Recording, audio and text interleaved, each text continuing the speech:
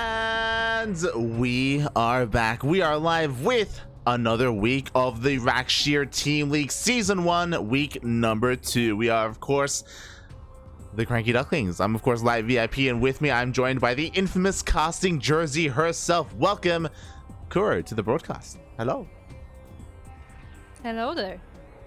How are you, Light, at this early Australian hour? It is 5 a.m. here in the land of Australia.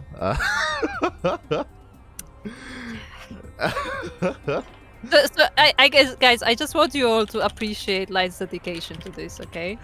It's 5 a.m. in Australia, and he already casted 2 tournaments last night. Yeah, we did end up casting last night's the Taiwan-Hong Kong qualifiers for TSL. Before that, we casted the North American qualifiers for TSL.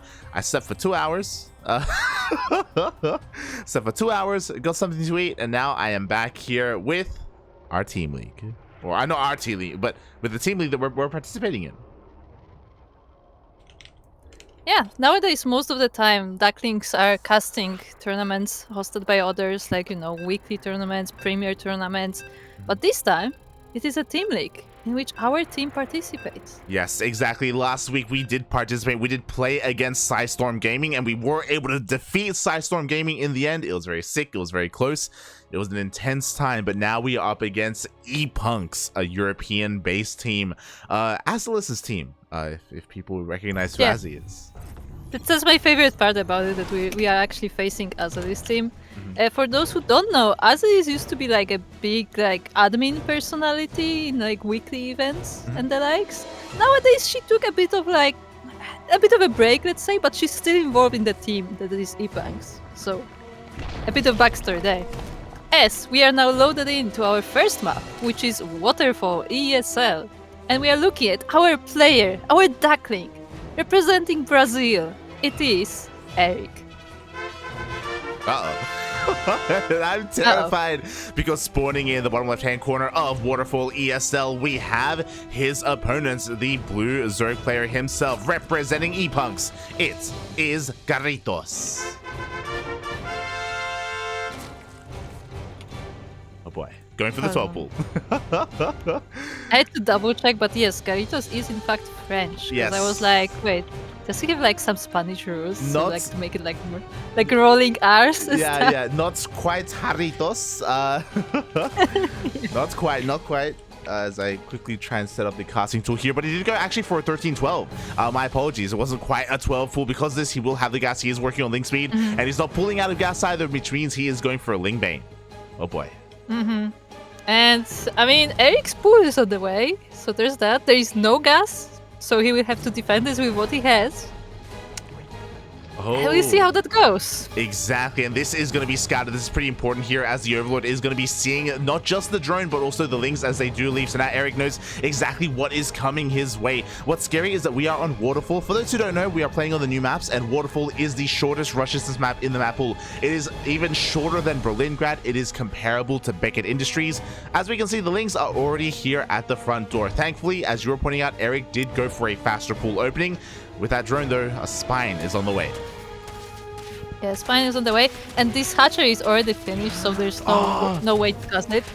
Oh, that's such a cute micro tree. Oh my god, he wants to try and get a surround on these links. In the end, he does not. The drones do come down here in time. Looks like we see a full surround on the spine crawler. Is it going to be enough? We see a cancel on the spine, but it doesn't matter because 2 Banes are on the way. Again, this was a 13-12. This is with Banelings. Yeah, and Erik sees the Banes, he knows what the danger is. He denies the spine, and the drone is dead now, but the Banelings are moving in. Oh, exactly. The Banelings are moving in. One Baneling does detonate on one of the queens. The second will detonate as well on these links. And now we see the full surround of the queen. The drones have to get here. They have to protect the queen. No, both queens die. There's not a lot of Zerglings left, but Erik doesn't have his own yet. He has to fight with drones. Yeah, and very nice surround there on the spine crawler of Erik. His first spine is going to go down. We do still have a couple of links on the way, and again, we still have a worker lead for Erik, but he has to be careful as his links get surrounded, and GG gets called. Garitos takes the first game. Very quick one. Very quick one to start the night. Oh, yeah. A very quick game indeed. Oh god. GG. A very quick game, and we'll see where things go from here, because this is still a best of two between we didn't get to explain the format, but this is a best of two between our players. I was gonna say, we were about to get into the format, and then the players just finished the game. Like, well. Oh god, exactly. A lot happened very quickly there. A lot happened very quickly. Again, the bailing detonations on the links was pretty crucial. On top of that, the queen's getting surrounded as well.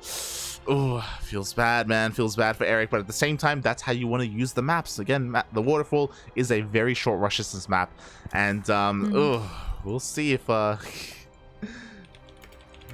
mean, to be fair, like Erik is the kind of player who can be cheesy himself, and like I'm not too worried about him yet, but we will see how the next game starts.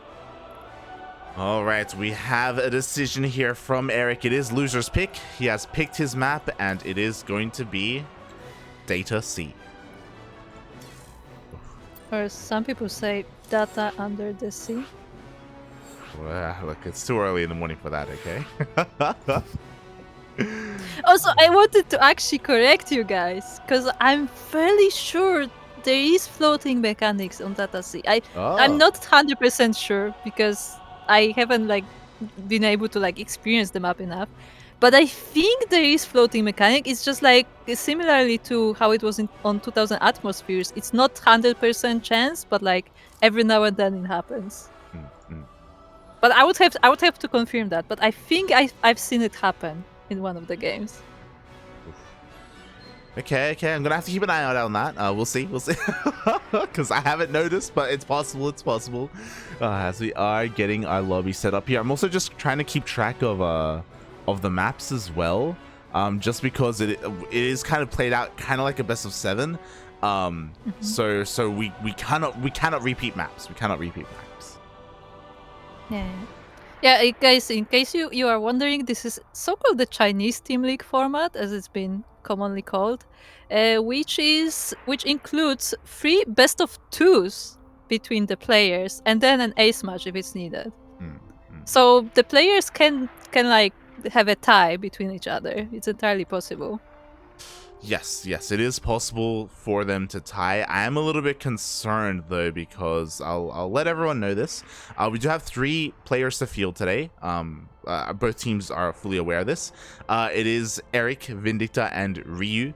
But Ryu did let me know that the chances for him to be available are pretty low. So we are probably going to have to issue a forfeit here. For his series. The lovely captain of ePunks did say that, hey, we can play out all of our games, and if by the end if Ryu isn't here, then we can do the walkover. It doesn't have to be straight away. So he does have time. But yeah, it's gonna be difficult for us to have an ace match if Erik doesn't take a game here. Oh boy. Yeah, like that kind of like puts more pressure on the players, because they don't really have that backup. They either like get their games or the match is over. Yeah. But as I said, I do believe in Erik. I think he can do it. So I'm looking forward to the next game. Oh yeah. I'm looking forward as well. A little bit stressed out, but hopefully we can make this work here. As we are just getting on ready. Just double checking the players here. I'm just setting up the casting tool a little bit beforehand with everyone else. Beautiful. And now we are diving into game number 2. That we are. And as we said, game number 2 will be on Data C. Should it be Data or Data? I think Data is like the American term, and Data is Aussie. So I think it's Data.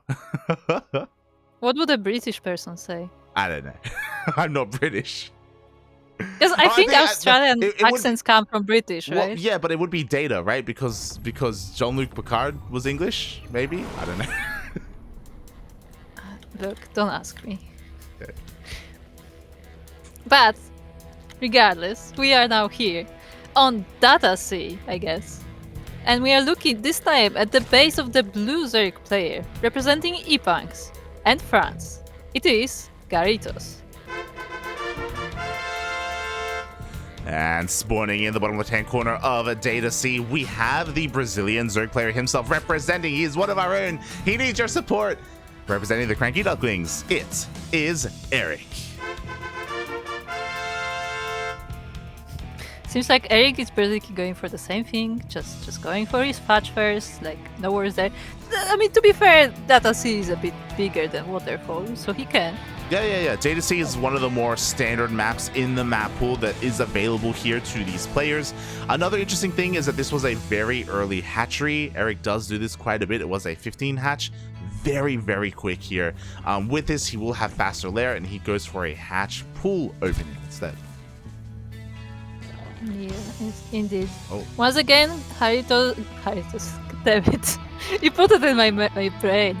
But yeah, Garitos once again went for gas pool opening. It wasn't as early as last time, but still quite fast. And actually, going for an expansion in the third. Yeah, so we have something very interesting here. This was just a straight up gas pool hatch. An opener that I'm very familiar with. It isn't like incredibly fast like a 13-12, but you can be incredibly aggressive with this because you will get very fast link speed. Because of the positioning of this hatchery, Erik, he may think it's an all-in here. He's not going to be able to scout the hatchery at all.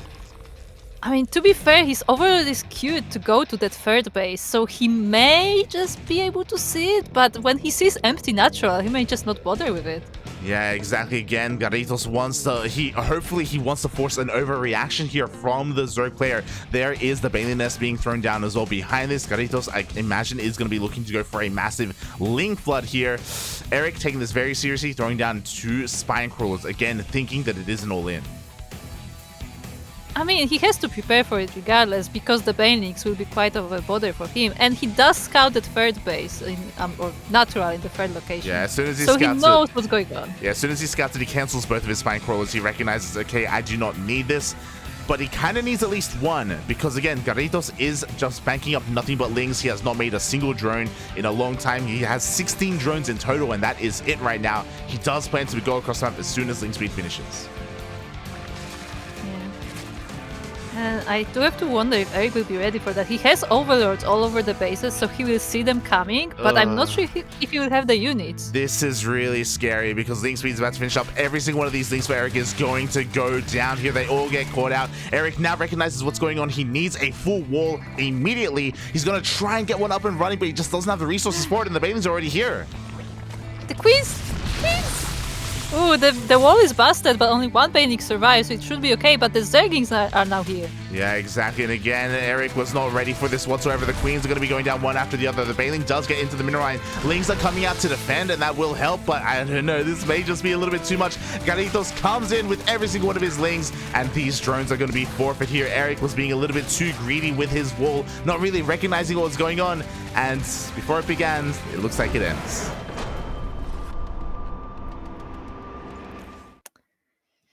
GG, well played. Garitos does take the game. He will take the series 2-0 here for ePunks. Oh, a very strong start here for our opponents. And I can see Erik is looking at the replay. He's like, what the hell just happened? Yeah, because like he scouted what was going on, right? He scouted that weird base. Like he scouted there was like no natural originally.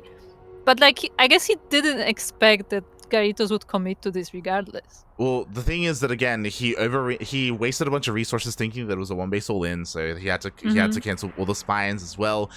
He also didn't get an eye because of the weird scouting pattern. He didn't get an eye on the drone count. He didn't get a scout of the main base either. Because he scouted the natural late, he didn't realize that the natural was late as well, because it wasn't a hatch first. There was a lot there that was hidden from Erik because of the overall build. And yeah, that was just really well done by Garitos. Yeah, indeed. Very aggressive build, but like not very straightforward. They were a bit more interesting. And also, on that note, thank you for the raid, Vindicta, as that is the next player that we will be seeing on stream.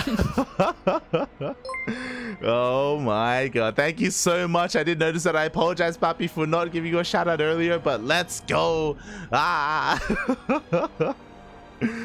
Oh my god, let's go. Vindicta is up here. He's going to be coming up next against a Protoss player. Also a nice resub for good luck. 4 months. Oh god, fingers crossed, Papi, fingers crossed. We'll see how things go here as we are going to be getting ready for our next lobby. Oh boy, this is going to be on Inside and Out. Yes. The lava map. Yes. The moment you and Yaku started talking about lava, I knew that you guys lost it. Just like, yeah, it's just downhill from there. True. Ay. Oh god. I just set up the lobby link here. Here we go. We are going to be getting ready.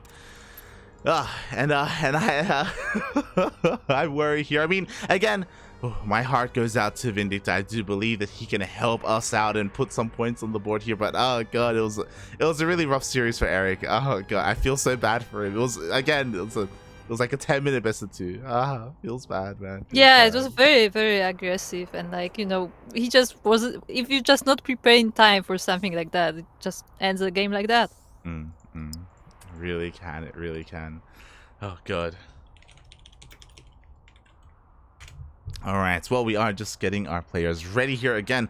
Really rocky start here for the CranKy Ducklings. Real quick ZVZ. Jesus Christ. By the way, Uh-huh. I didn't know this is Vindicta's name on NA. Yeah, this is gonna make things interesting. Oh god. I wonder if they actually got to know each other when they were in Valencia. Actually, interesting. I mean, they seem to be chatting like casually. So Yeah, maybe. that's cool. If they did. You love I mean, to see it. Vindicta just uploaded a video with special and new thermal. If you want to check that out, True. just some like behind the stage like hangout content. Nothing too like, you know, official or like structured. Just hanging out with people.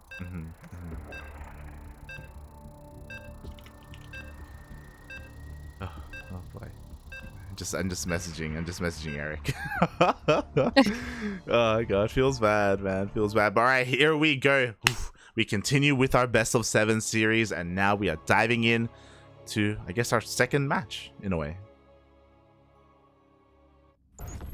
Yes, we are loading in for our second best of 2, and we are starting with the Duckling once again. In the red color, we have, representing United States and the Ducklings, it is Vindicta, also known as Mix. And spawning in the bottom left-hand corner of Inside and Out ESL, we have the yellow Protoss player himself, representing ePunks. It is PapiJoe. Or Papi. Yeah, another player with Papi in the name. Huh? True. That said, I would say I feel like considering our teams, they should have opposite colors. Yeah, that would make sense. ePunks is red and Ducklings are yellow. You're not wrong. Yeah, I just realized that something doesn't look quite right. Oh boy, and I'll be honest, I'm a little bit concerned just because I did end up rolling the dice a little bit wrong here. In the end, Erik ended up in a ZVZ. In the end, Vindicta got a Protoss opponent as well, something that I was personally trying to avoid for him. So I did pick the order, and the rosters were revealed afterwards. But again, I'm kind of praying here, and I do believe as well in Vindicta. I know he has been working a lot on his TVP despite the smudging. Yeah, Vindicta definitely not a fan of TVP. We can tell you that. You can tell that by his alerts on the stream. Yes, that is all. But yeah. But what I will say, like, for those who don't know how the format works, like behind the scenes, you as a captain, you prepare a lineup for the match, and you don't know who's gonna be playing from the opposing team, and you just reveal it at the same time. Yes. So you kind of try to predict who may be playing that day. Yeah. And for this, we were like looking at the maps and trying to figure out which ones would be the most ideal for our players in the end. Ooh. And yeah, Vindicta, he was most confident on inside and out, a much more standard map in the map pool, in the soon-to-be new map pool. And we'll see how things go. So far, I went for an SCV scout, just confirming that there was a basic cross map. Nothing crazy or cheesy was going on. Did go for Reaper first as well. And with this, again, he's going to be able to get a full scout off, maybe get a little bit of damage done. Unlikely, but maybe a probe. Why were the 2 probes just chilling in the main? That was so weird. I want to say that was... No, it's a rally. PapiJoe has a rally outside of his deck. Yeah, now he fixed it for the mineral line. Yeah, I want to say that that was intentional to make sure that the Reaper didn't get any probe kills here at the natural base, and they were just waiting until the Stalker came out. I want to believe it was intentional. No, that would actually make sense. They're very nice. But the Reaper is still alive, and it will dive again and again to check out what's going on the Proto side of the map. Yeah, exactly. So far, the tech hasn't really been scouted yet. I'm sure Vindicta wants to dive in soon. And speaking of tech, we see a lack of tech instead. We see, after the Cybercore, 2 more gates are thrown down, and a Robo. Yes, indeed.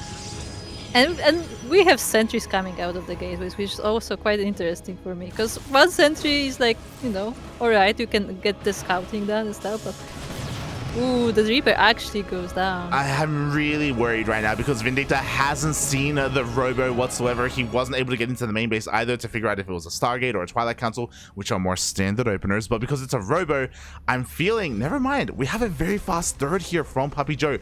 I assumed that he was going to go for a fast Warp Prism and just be aggressive with vanilla gateway units. But the third base is telling a little bit of a different story. And he actually starts with an Observer too. That's interesting. I wonder where that build goes. Yeah, I'm really curious. Vindicta did check the front door with his Hellions. He did confirm that it was a Robo. From here, I was going to say Robotics Bay would make the most sense. This does really shut down things like 3 Rex openers, going for a fast Colossus like this. And this should be like the thing on Vindicta's mind. He's coming across the map with a drop and has potential to scout this. Oh, this is a very interesting drop, by the way, with a tank and 2 SCVs in it.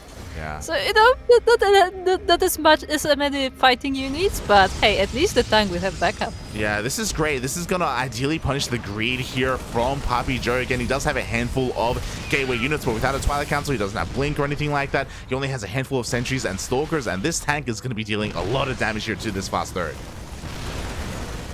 Fortunately, he's killing the pylon first, but it's okay. Yeah, the pylon. Yeah. The pylon is going to be going down. Bunkers are thrown down as well. We'll see if the bunkers can even finish because with this Immortal, is going to be able to force the pickup here. Barely keeps that tank alive. Yeah. Oh, nice siege position with the Liberator. Ooh, actually a lot of damage done to PapiJoe, but the tank does go down. Yeah, exactly. They're going to be trading a lot of units here. The tank falls. A lot of the gateway units are focused down. The Immortal will survive. And Vindicta is able to get away with at least his medevac and a handful of Marines. Yeah, I do wonder who was actually... Who the tray was better for. And it looks fairly even, at least in the units lost up. Yeah, kind of. I mean, I would say the PapiJoe probably traded a little bit better there. He got the tank and the Liberator, which are 2 pretty high-tech units, and he was able to keep his Immortal alive as well. So I do think that and was... the third. Yeah, and he was able to keep that third. Behind this, Colossus production has now commenced. Again, like, the downside to this is his army is relatively immobile. Again, without any kind of Blink Stalkers or anything like that, can't really do too much to drops or harassment. But that's not really what Vindicta was going for, so PapiJoe is getting away with this. Yes, indeed. But Steam is almost completed, so maybe we will see some more action soon enough. Yeah, I mean, the tank count is slowly getting higher and higher as we do have a little bit of a supply block, but Deepers are about to finish up here. With Stim, Combat Shields, and +1, we could hit a timing, especially with these medevacs. And what's important as well is that with this timing, we don't necessarily have to hit this third. We can maybe go for a drop into the main, but PapiJoe is actually predicting that. Yeah, I was gonna say, maybe let's not go for the drop for the main. Yeah, look at all these pylons. Like PapiJoe just has so much vision on the map. He's prepared for almost any direction. The one place where he doesn't see is like the bottom right corner, where maybe you could sneak a medevac there. Yeah, this is insane how PapiJoe has set himself up here. Again, like with a relatively like greedy opening and with having very few units to work with, like he is set up beautifully for any kind of drop, but we're not really seeing a drop. The main! There's a medivac in the main! He just sneaked past the stalkers! Yeah, it does sneak past the stalkers. At the same time, the main army is pushing through towards the third base, does take down one of those pylons. There's not a lot protecting these Colossi, by the way. Ooh, yeah, and the stalkers are now busy dealing with the drop in the main, so now the rest of the army can move on to the stalkers. Yeah, Stalkers? Colossus. Yeah, but you don't need anything protecting the Colossus if they protect each other. One tank will go down. 3 Colossi stand strong here. Vindicta just didn't have enough to really dive on top of this. He has a lot of Marauders, sure, but that's 3 Colossus. That's a lot of firepower. Again, PapiJoe doing really well defending with so little, and even taking a 4th behind this. Yeah, 3 Colossus with that beginning Immortal as well, which dealt very easily with the tank. And now Vindicta has to regroup and rethink his plan going forward. Yeah, exactly. He's going to go for a massive Dune drop. Hopefully he's going to be able to know he is going to get spotted by this Observer, so he has to be careful. Thankfully, Blink only just now starts, so again, it's going to be hard for PapiJoe to really keep up, but he may not care because his army is moving out. No, I think he noticed the drop and he's hesitating. Oh yeah, he turns around. He can recall if he so wishes. Instead, there we go. We do have the recall back into the main base. That we do, and Mix is not loading up. He may lose a lot of units here. Oh, yeah, he started steps quite well. He will lose one of his tanks. Again, it was only 1 tank and a handful of bio units, so it was okay, but unfortunately, not really dealing too much damage. Is able to depower some with production, which is nice. Yeah, definitely nice. Like, definitely stops the reinforcement of PapiJoe for the time being, or slows them down. Yeah, it's so unfortunate that, again, this Observer has done so much for PapiJoe. Like, he sees everything that's going on here. At the same time, we do see Liberators sieging up 2 Liberators, even 1 at the third, 1 at the natural. Finally, some economic damage is being done. Yeah, PapiJoe was busy like fighting all these drops, and his bases are actually undefended, but it doesn't seem like he cares very much as he's moving to the other side of the map. Oh, exactly. Here we go. One little bit of a miss rally. 1 Colossus goes down for free. That's honestly pretty huge. PapiJoe down to only 2 Colossus remaining. The tanks are already pre-sieged, and pushing in here into all these tanks and bunkers, it's just not going to work. Yeah, this is a very nice position for Vindicta. That said, the thermal lance is done, so that gives them a bit of a range, but there is another drop in the main. Oh my god, exactly, and a lot of damage is being done. Every single Stalker goes down as well as else. Finally, Miguel, Vindicta is finding some damage. He's finding some momentum. PapiJoe, he's flustered right now. He's trying to find a way to deal some damage. He knows how much damage he has taken back at home. He wants to try and rotate around, maybe find a way in. Vindicta is kind of keeping up. He does have a sensor tower, doesn't have eyes on the army though.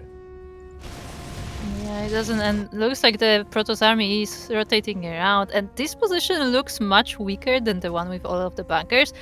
Vindicta is setting up a bit of a SimCity with the buildings, though. Yeah, he's trying to find the army right now. He scans, he does miss the Colossi. As you were saying, with these NG bays and the command centers, it will be difficult for the charge outs to really find too much surface area, so Vindicta is setting himself up beautifully here. Meanwhile, drop in the middle of the map, gonna try and find a way out. Oh, it looks like it is gonna get cleaned up though. Yeah, I mean, it does stop the attack for a little bit, so it gives Vindicta more time to set up this defense here.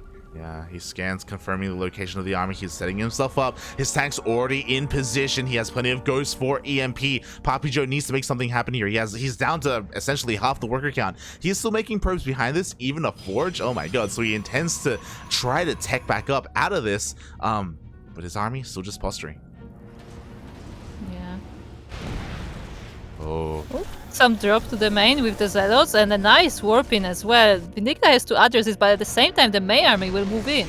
Yeah, exactly. The War Prism was designed to be a little bit of a distraction. Here comes the Colossi, but with all this bio army, with all these ghosts, PapiJoe knows he cannot push in. The drop in the main base is getting cleaned up. Only 4 SCVs go down.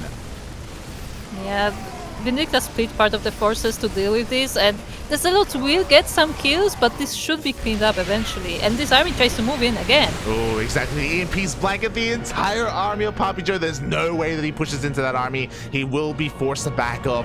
Meanwhile, the War Prism was cleaned up, and now Vindicta doesn't have anything to worry about when it comes to any kind of harassment in his main. Yeah, and this Protoss army was not able to go down the ramp. It's trying to retreat again, but there are just choke points and more choke points around. So he has to be very careful.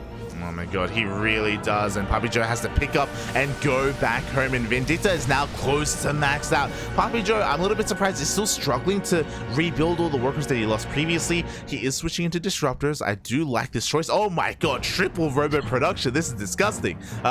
Yes, just go full on them. Yeah, 3 disruptors being produced at a time. The upgrades are slowly catching up as well. And this is what's scary. Vindicta is up 40 supply, but hey, 40 supply, that's like 2 Novas. You know, that's oh god. Yeah. I feel like it's a bit of a psychological victory as well, because most players don't seem to like very much playing against the disruptors. Yeah. So once they see them, it's like, not again. But you know what? PapiJoe has to be a little bit careful, because this is not what you want to be pushing in. The choke point is real here. He tries to push through the bridge, but it's just not going to work out for him. The tanks are in position, but ooh, 1 Nova does connect. Yeah, I feel like it was a little bit of a bait to move all of this army here like together so the Novas can land. But there are only so many of the Novas, and if Vindicta dodges the rest of them...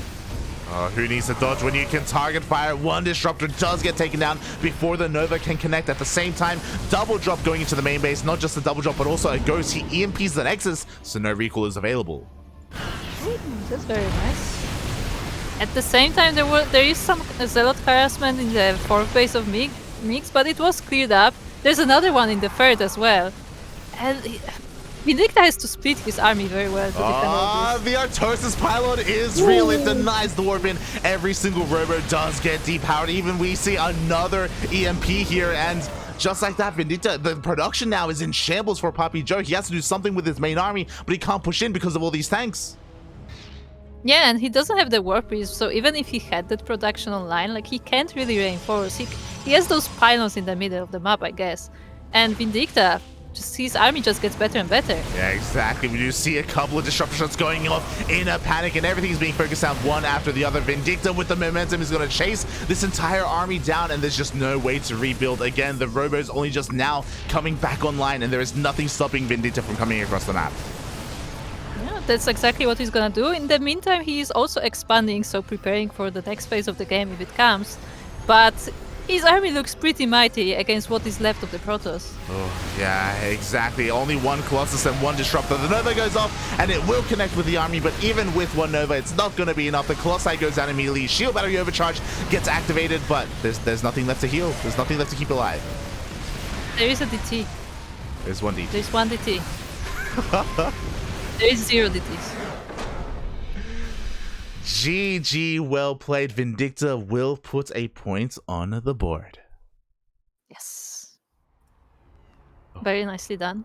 Yeah. It looked a little bit scary at the beginning, where like he wasn't able to get much damage done, but like as the game progressed, like his position just kept looking stronger. Yo, let's be real. Like PapiJoe's early game was disgusting. It was. Oh my god. Yeah, definitely looks pretty strong there. It was terrifyingly strong, not just because of what he had to work with, but like he was very efficient with his army, not just his army positioning, but with his vision as well. So even though he had like 5 Stalkers and like 2 Colossi, soon to be 3 Colossi, like it was insane how he was able to hold on the way that he did. Yeah, this is why there is that saying, right? That like, you know, knowing is half the battle. Where like when you have the vision of all, like half of the map with all these pylons, like we are ready for almost all of the attacks because you see them coming so much ahead of time. Yeah, it was actually terrifying. It was actually terrifying. Vindicta had a very hard time dealing damage early on, but as we saw, it was really the Liberators that kind of gave him that momentum that he needed, that started dealing some probe damage that forced PapiJoe to push into him, and when he did, Vindicta, mate, he was set up so well defensively at his 3rd base. Yeah, Vindicta really made use of all of these ramps, all of these like small choke points next to the bases. It was like great position. Oh yeah, very good positioning, very good indeed. And now we are moving on to our 2nd map of this best of 2. So I quickly set some things up here. Oh. Players are ready. We are getting in to Cosmic Sapphire. Indeed we are. Oh.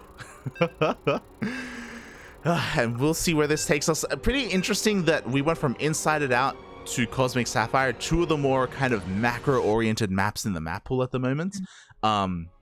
Yeah, it is going to mean that the other maps remaining for the other games are going to be that much more cheesier.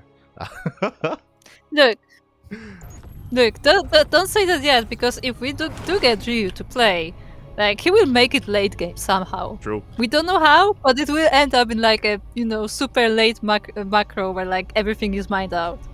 Somehow.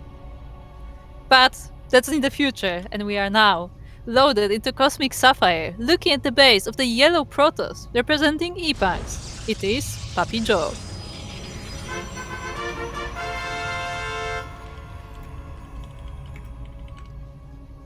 And spawning in the top left-hand corner of Cosmic Sapphire ESL, we have the American Terran player himself representing the CranKy Ducklings. It is Vindicta.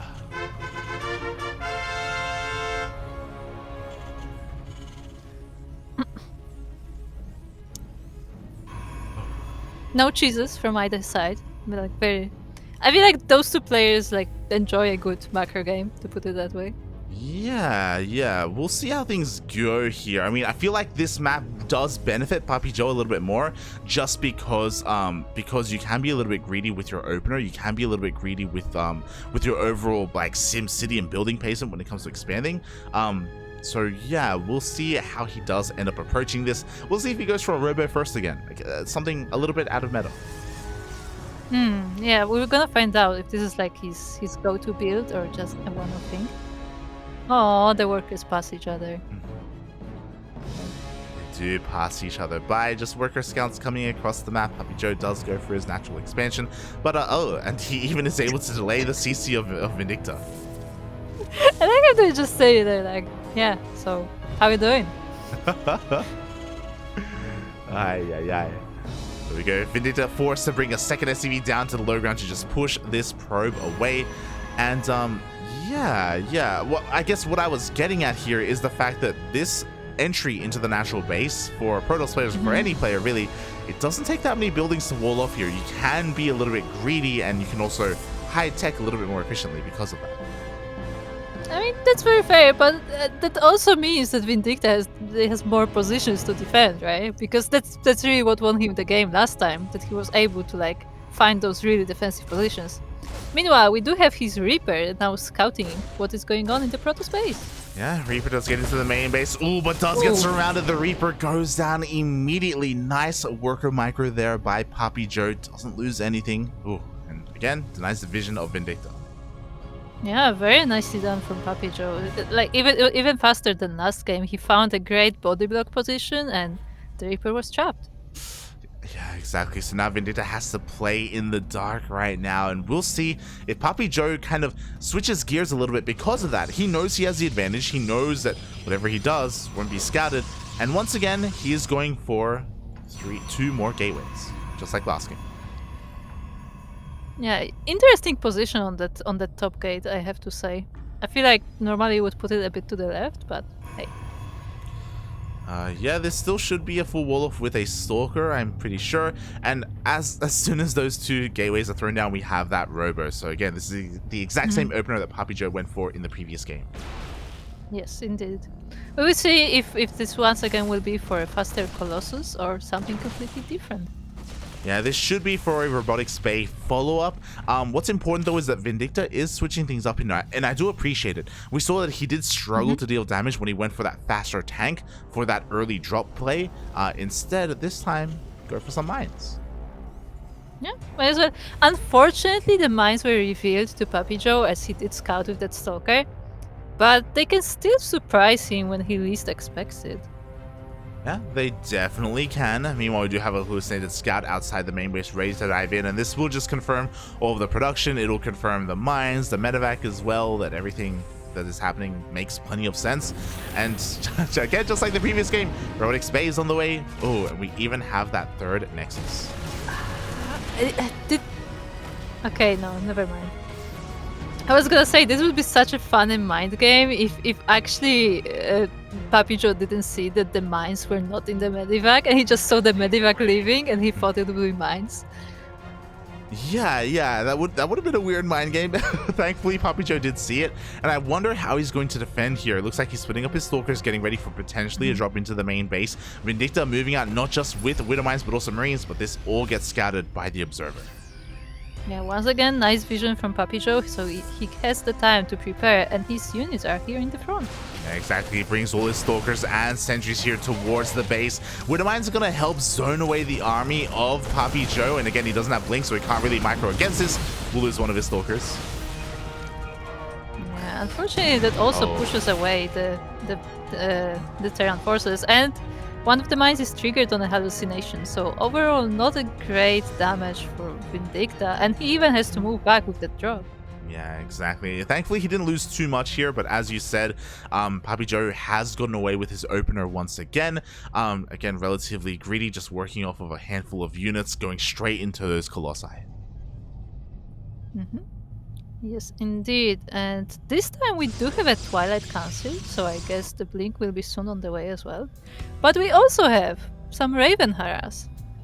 Yeah, this is going to be scouted by this Observer, so PapiJoe does have eyes on it. There we go. Immediately, 3 Stalkers are headed into the main base to help defend. Despite that, because there's no Blink, the Raven is going to be able to stay alive and is going to be able to get a little bit of damage here. Well, at the very least, some information, I guess. Yeah, he saw the Twilight Council, he saw the Forge, he knows that it's going to be a ground toss follow-up, very similar to last game, and again, just like last game, PapiJoe, he actually prioritizes charge over Blink. He does delay his Blink by quite a bit. I mean, the charges are pretty good, but Blink could definitely be useful with a lot of the Terran tools that we have. And in the meantime, Vindicta decides it's time to move out.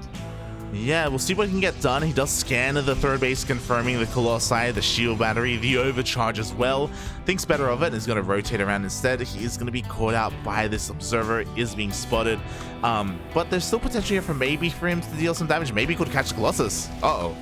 Oh, there's only one Colossus. There is that Immortal underneath, which is really scary, but now the second Colossus joins in, and yeah, Vindicta just goes for a drop instead. Yeah, he goes for a drop into the main base. At the same time, a drop towards the third is going to pull away the attention of all of this Colossi. Meanwhile, the main army is going to be able to find a couple of free Stalkers and maybe even some production. Yeah, once again, single pylon powering all of these buildings, and that just minimizes the production of PapiJoe. Oh, exactly. At the same time, another drop here at the third base. PapiJoe is being pulled apart right now. And again, a part of why this is doing so much damage is because we don't have Blink. He has a hard time keeping up and catching these medevacs. Yeah, dude. But that said, he does clean up the drop in the third. There is still that force around the main, and he's trying his best to position his Colossus to respond to that.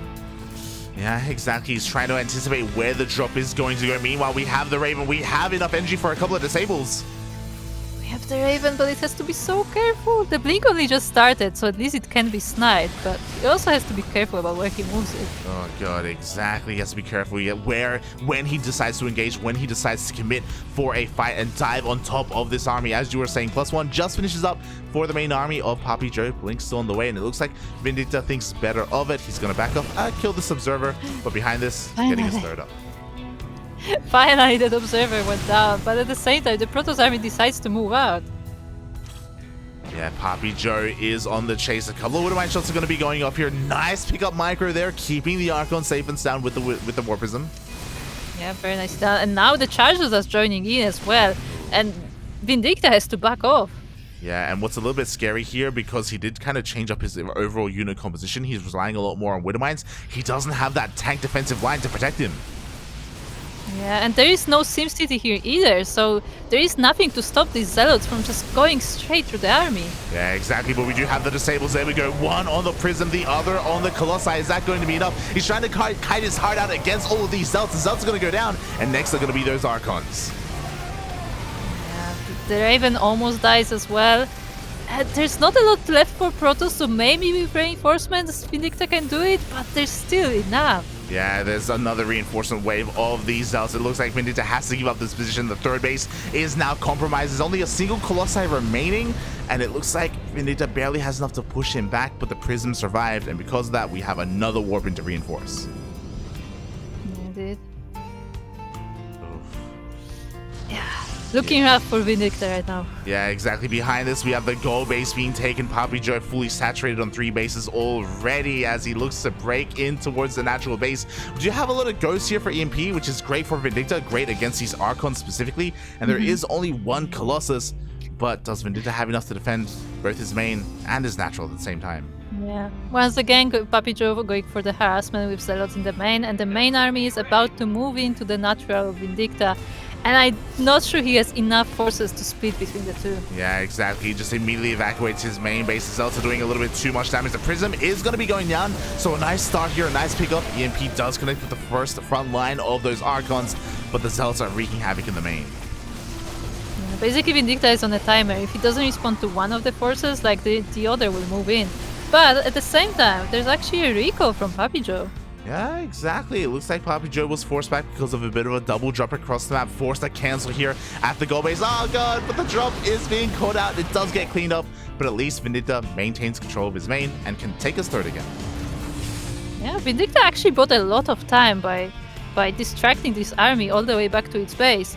But now there is that reinforcement point.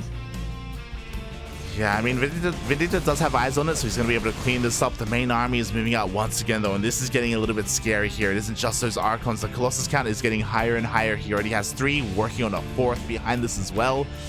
And especially if the gold gets up and running, like, oh god, Vindicta has to do something soon. And he knows he does, but it's kind of a hard call to make, because if he moves out at the wrong time, and if PapiJoe moves in, like, Vindicta will just die. Yeah, it's a very thin ice that Vindicta is stepping on. And at the same time, PapiJoe, nice time of the war piece, very nice. But at the same time, PapiJoe is working on Storm and having a Dark Shrine on the way. So I feel like it may get even more dicey. Yeah, it's taking up in every which direction. Storm, Dark Shrine, all the Templar are going to be coming out for PapiJoe. Vindicta now going to be going for a drop. He's feeling safe and sound, especially now that that Prism has been dealt with. So he has the freedom to try and go for some drops. He has a Liberator here doing whatever harassment he can get done. Scans, confirms the location of where the army is. Yeah, indeed. He also sees the High Templars, so he knows that potentially there might be Storm. So he has to prepare for that, and that drop is on the way to the main. Yeah, there is a spotter pylon here for PapiJoe. We do have energy for a recall if PapiJoe does see it in time. Meanwhile, his main army is moving out. We're getting close to that max out point. A couple of DTs are slipping on in as well, and we don't have any detection. I mean, we did have a Raven. We still have a Raven, but it's only one of them. It can't split between the bases. Yeah, exactly. The main army is pushing on in. Nice EMPs here on the Archons, but SCVs are falling left and right. Yeah, basically it's now or never. The Vindicta has to hold this position and destroy this army. Ooh, nice Dorito dust. Yeah, the problem is that PapiJoe doesn't have to push in. The DTs are doing his job for him as 31 SCVs go down. Another nice EMPs do blanket that army again. Vindicta can take this fight, but he gets stormed. Ugh. Yeah, he gets baited right into the choke point, and the storm just covers the entire army. And the Vikings might deal with this, but I'm not sure it's enough to clean up. Yeah, exactly. They will land, and they may be able to clean up the army, but GG gets called. All the workers go down across the map, and PapiJoe does it. He is going to be able to take game number 2 here against Vindicta. GG. Nicely done by PapiJoe. GG, well played.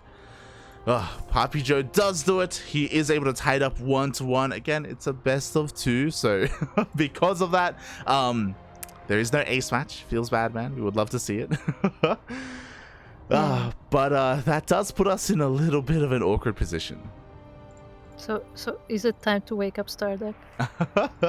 Starduck is not going to be waking up, and again, Ryu is unavailable, so it looks like we have reached that moment where we are gonna have to give up those final 2 games. There's a world where if Ryu had been here and if he had taken both games, then we would go to the ace match, but again, that's a bit of an if, and it would have been a difficult match regardless, because he would have had to 2-0 Lillekanin. Lillekanin is a pretty good player. Yeah. Lillekanin is definitely a pretty good player. I wonder if he's actually the best in ePunks. Who do we have? Yeah, I wonder if we would consider him to be the ace player. I don't know. It's hard to say. Yeah, we have Garitos, Lillekanin, PapiJoe, Rom, and Space Marine. I feel like out of the 5 of them, Lillekanin is definitely the most well known, I would say. You could argue for PapiJoe, I guess. Yeah. It's kind of hard to say. I think I would say Lillekanin maybe is a little bit more of a historic player, just because I feel like he's been a name who's been around for a long time. But yeah. Unfortunately, we won't be able to feature the players. I don't believe we'll be able to feature the players. Yeah, but regardless, it was a pretty good series nonetheless. Oh, that ZVZ though, that that was a rough ZVZ. Ay. It was. It was definitely a very rough ZVZ, but that's how ZVZ goes sometimes, and that's why I enjoyed that matchup. Can be real quick like that sometimes. As I just wait, hold on. Hold on. Hold on. Look to the east, Papi. On the 5th day, look to the east. On the 3rd day.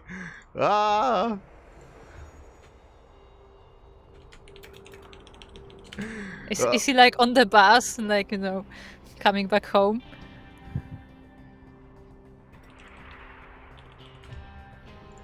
He's coming. He's coming. Can he do it? Can he do it? Sub 2 Papi versus Lillekanin. Okay. We do have word. Ryu is here. He is our last hope right now.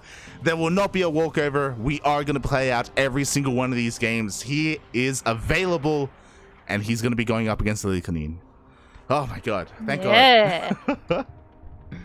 Yeah, it was very scary for a moment, but I would say that you can always count on Ryu. Like, he always shows up. Even when, like, tournaments are at like 2 a.m., 4 a.m., he will show up regardless. Like, he's generally a very reliable player. Which is actually... I don't want to say it's surprising because it sounds kind of mean, but, like, it's surprising to me that he's like so reliable, considering that he's like also like actively studying and stuff. Where like, he surely spends a lot of time on that because he like went to another country to study, so like he's definitely dedicated. And then he also like finds time to dedicate it to the team. Yeah. Like there's a lot going on with Ryu when it comes to IRL studies and playing at the most god-awful hours as well, when it comes to Latin American tournaments and stuff like that. But it's cool to see him here. I didn't think he would be. Oh my god. But yeah, it looks like we just have to set a couple of things up. He has come online. Get him in the chat. Well, I'm asking that we may want to switch over to the European server. Oh, true. I didn't even think about that. Yeah. Ryu is in Italy. So I am just asking him if he prefers to play on North America or if he prefers to play on the European server instead.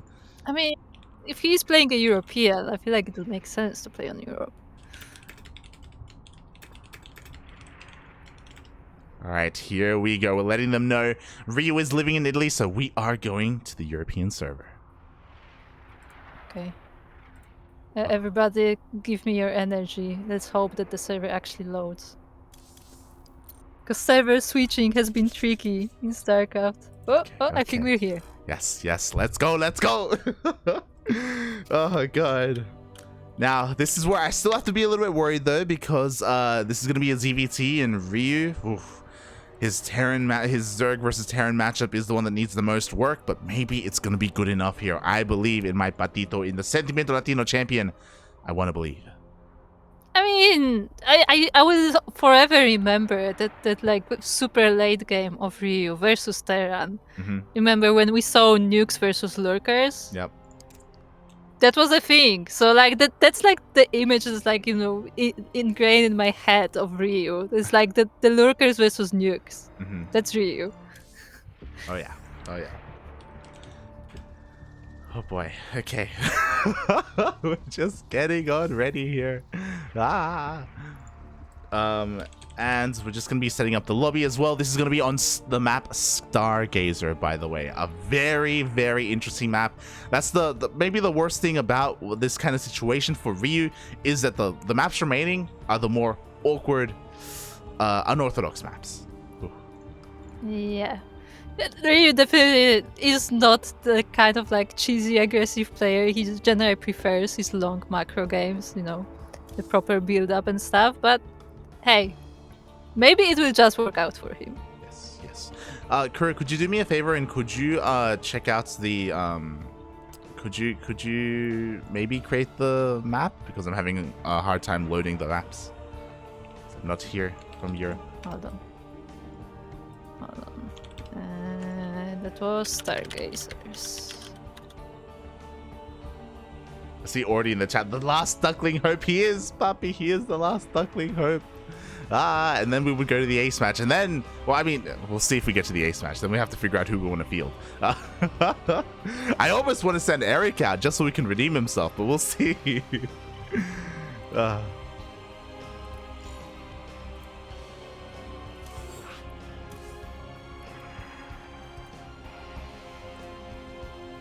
So I'm just completely quiet. I'm hoping I'm doing things correctly.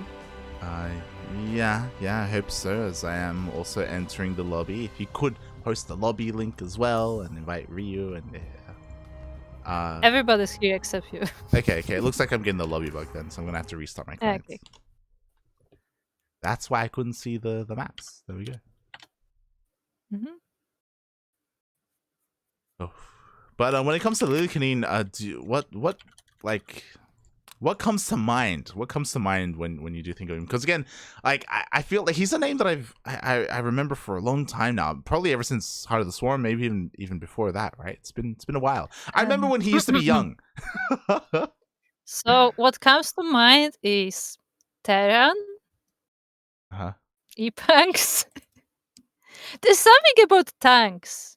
There's something in my mind about tanks, but I don't know what it's related to. I remember something with Lillekanin and tanks. This is like me just like digging through like all the stuff in my brain. It's like it's somewhere there. Yeah. Like I also remember him being like, I don't know if I want to say a meching player. Maybe I want to go that far. It's hard to say. But yeah, he's been around for a long time. Quickly checking here. Has been competing for a long time as well. Ever since, I remember when he was on Red Bloods in 2014. I remember that. So yeah, it's really cool that he's still here, that he's still competing. Apparently, he is the captain of ePunks. Yeah, he is. It's really cool. I mean, I guess as we said before, like he does seem like the star player of the team, so it would make sense that he would be the captain. Yeah. And I believe you can join your friends list. But what I was gonna check, is there? There is no trivia on the page. SMH. I was hoping that maybe there is a trivia that will tell me what I remember about tanks, but no. Oh boy. Well, thankfully, it looks like the lobby has been made and the players, all of the casters and all of the captains are ready. Ooh, as soon as the players are ready, we can begin. Okay, I think we are ready. For a moment, I didn't know what it said. But all good. All good. We are diving on in. Oh boy, every single match counts here for the CranKy Ducklings. We had, again, a rough start to things. We had a decent middle, and we need a perfect end here if we want to go all the way to the ace match, if we want to make it against ePunks. Oh boy. Yeah, I believe in Ryu. I have to.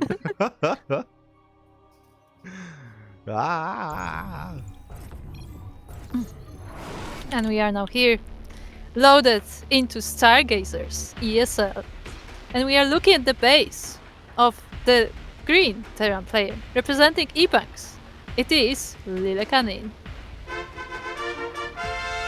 Oh Oh, yeah, sorry. Still brought what I remember. Lillekanin was the one who proxied tanks. There you go.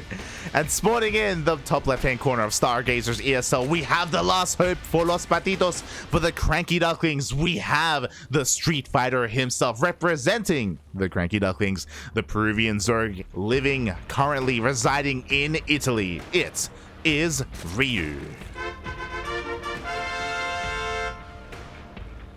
See, I'm feeling so good about myself right now because my memory is not the greatest, but I have these random pieces of information somewhere there. I just have to like kind of stumble upon them. I remember the proxy tanks. Ay. I doubt we're gonna see that again in current meta, in current year, but it's great. It's a great piece of trivia, great piece of StarCraft history there for our Terran player. Oh boy, but we already see the map coming into play here as he starts to mine out that pocket base. Yeah, and to be fair, that pocket base is... I mean, it is a pocket, but it's also like not on the back of the base, it's more in front. So I actually see it harassed quite often.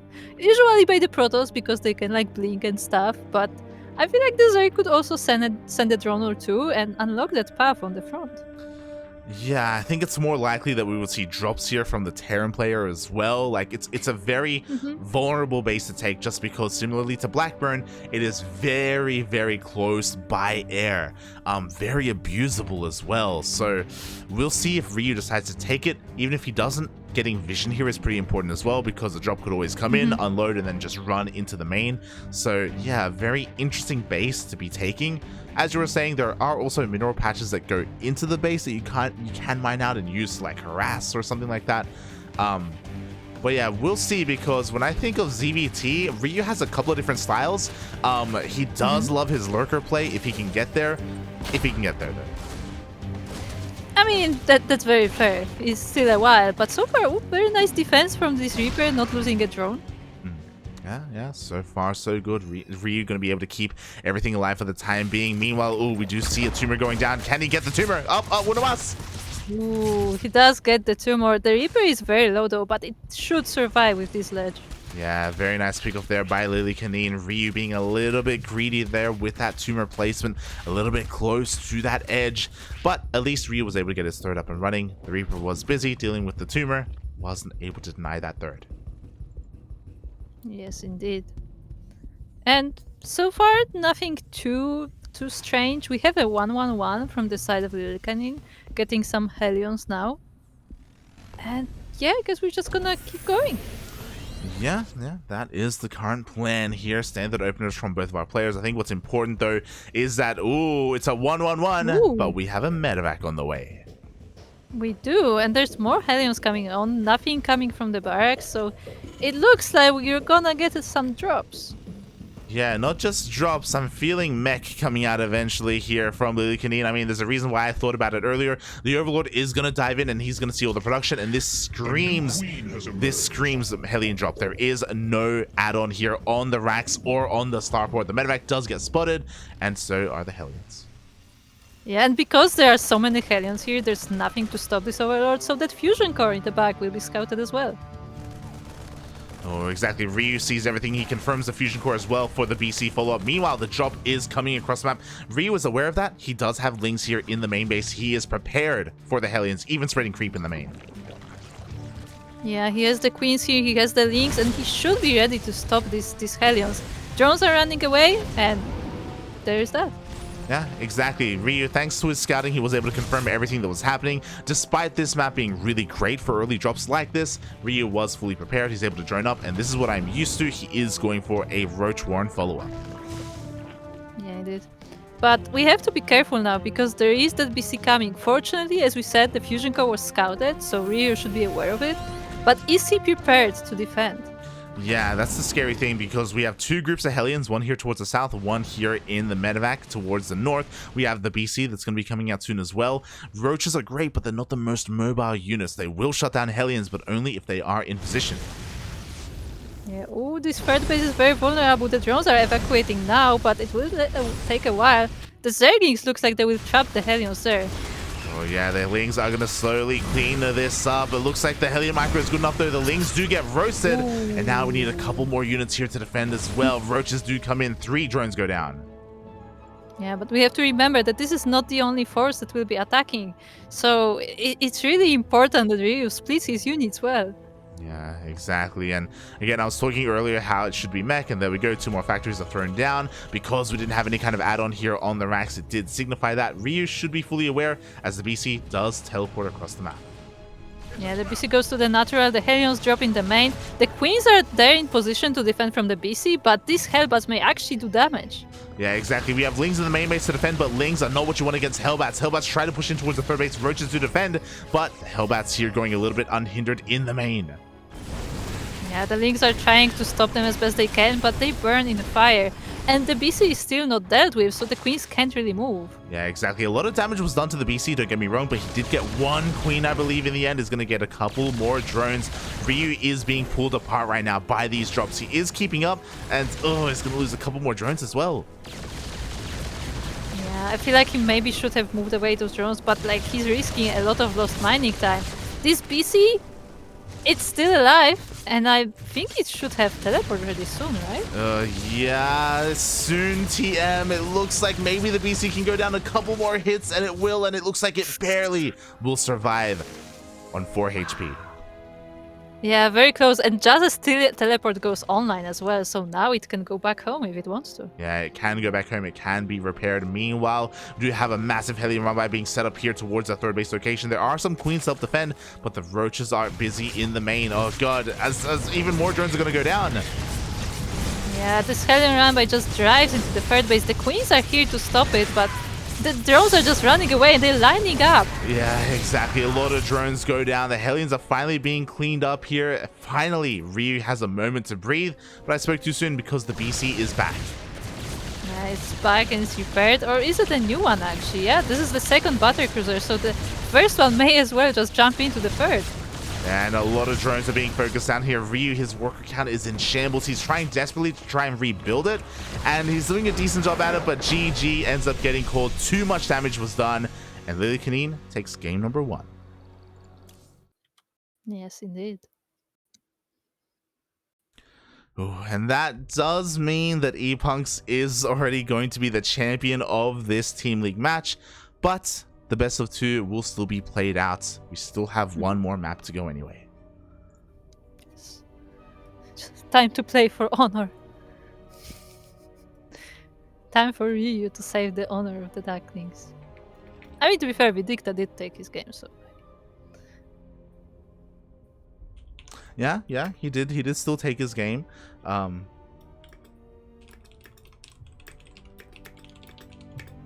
Yeah.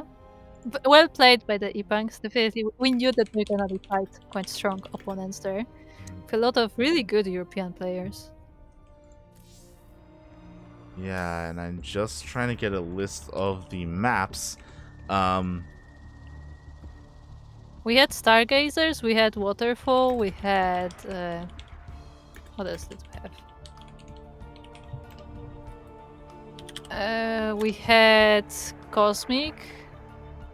Yes, so Ryu will be choosing between Tropical Sacrifice or Moondance. Yes. One of the more standard maps in Tropical Sacrifice, one of the more stranger maps with Moondance.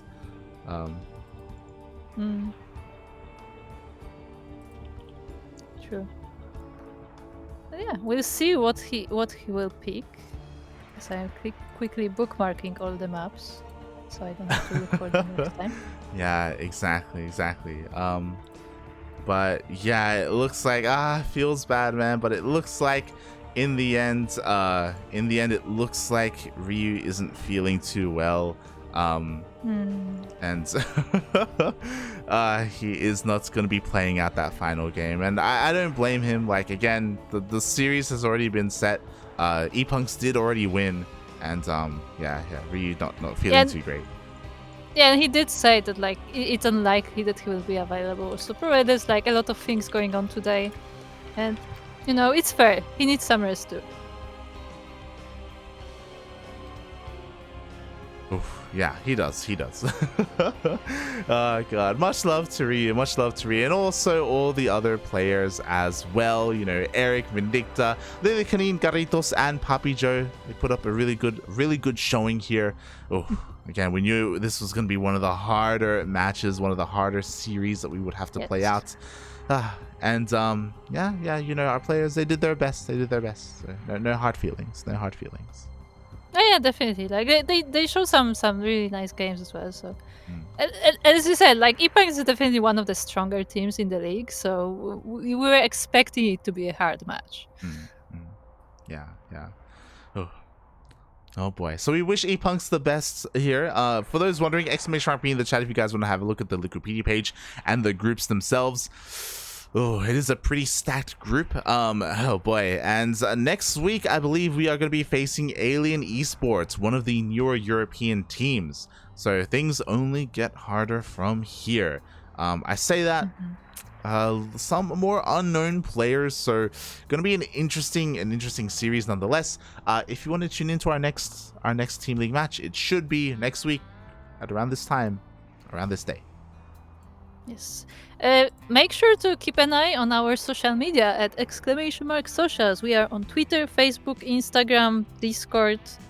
And we also do have a calendar on Discord. So if you want to be notified when the next event will be, you can always just, check the notification on Discord. Yeah. You can always check on Discord or social media whenever we go live. We can't win them all. We did beat Sidestorm Gaming last week, but again, bit of a rougher series here. It's all good.